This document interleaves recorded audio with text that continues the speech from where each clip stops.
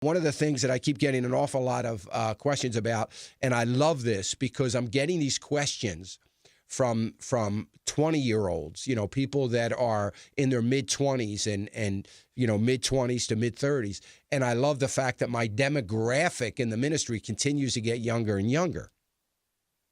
But one of the questions they're asking is, should I even consider Social Security in the grand scheme of things? Should I be thinking about Social Security being there for me?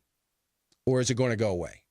Here's my position on that. I am not in the camp that Social Security is going to totally go away. I am not in that camp or not. I think the unintended consequence of that happening are dramatic, the unintended consequence. And the unintended consequence of that is probably a homeless rate in our cities to the likes of which we can't even imagine, because we have to remember we still have a relatively irresponsible people in this country that are going to put it off and not save anything for retirement.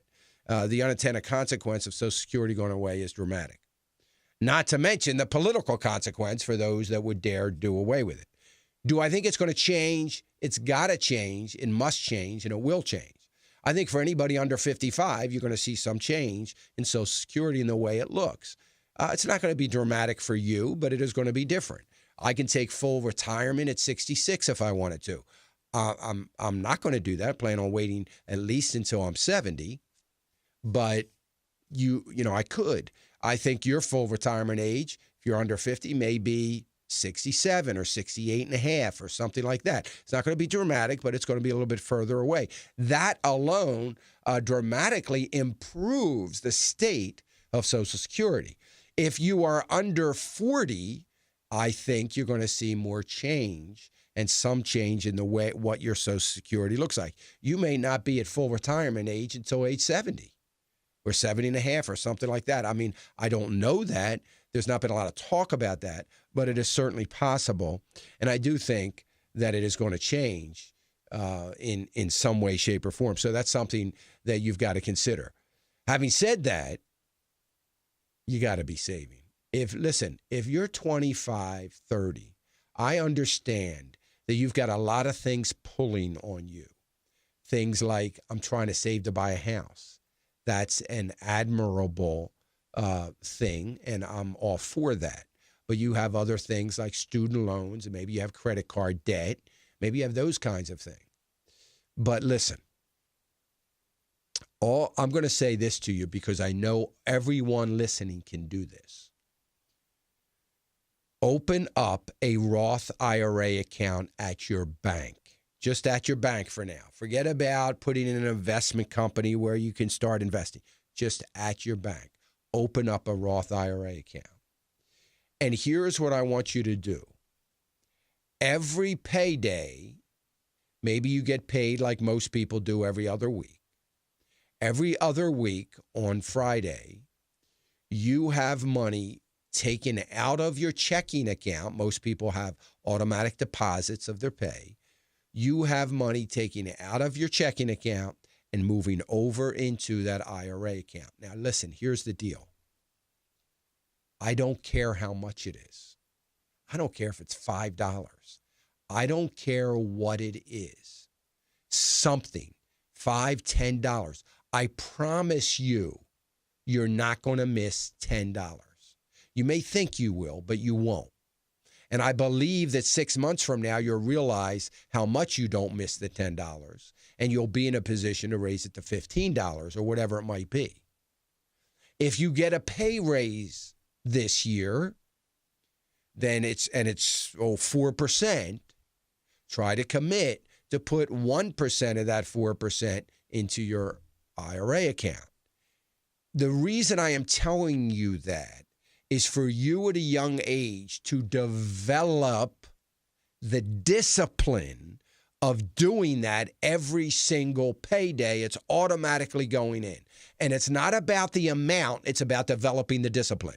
And I think you'll look back and you'll realize, wow, that is starting to accumulate, and I really don't miss it that much.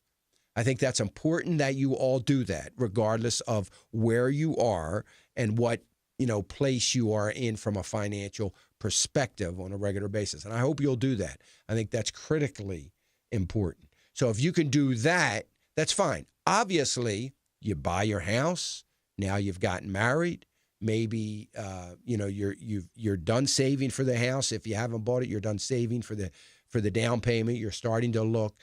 You still have some discretionary income. You've got emergency savings, because it's the emergency savings that's going to keep you out of debt. So you have these emergency savings set aside.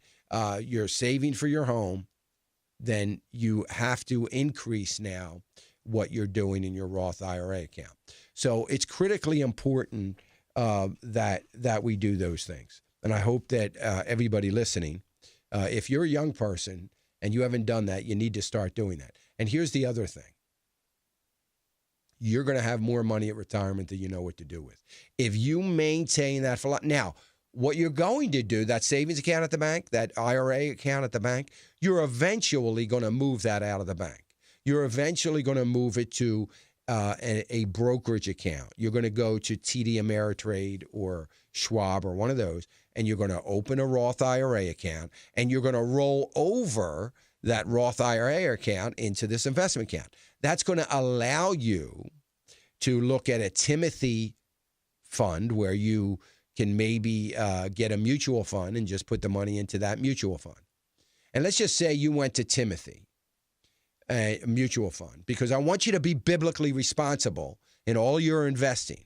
But let's just say in your IRA account I'm talking about, you didn't want to be bothered with stocks and thinking about all that. That's fine. And you go to Timothy and you put your money in this Roth IRA, you put it into their large mid-cap growth fund. And every week now, every payday, you're putting money into this account, right, on a regular basis. And you just forget about it. Just keep doing it. The account goes down, you're putting money in. The account goes up, you're still putting money in. You just continue to invest in that. If you did that in your age, now you're age 30, and you did that for the rest of your life, and you continue to increase your rest of your working life, you continue to increase that monthly amount that you're putting in there, or that amount each pay. I got to tell you, you're going to have more money than you know what to do with, and I believe that. You won't have anything to worry about in your retirement years. And I know you think you're going to live forever if you're 25 and nothing's ever going to happen, and you're thinking, I got plenty of time, I'll save later. You won't. You won't save later. Start developing this discipline now, because the sooner you start it, the less money you have to save. Don't be in a position where you're much older now and you can't put $20 in a pay. You've got to put $200 in a pay because you're playing catch up.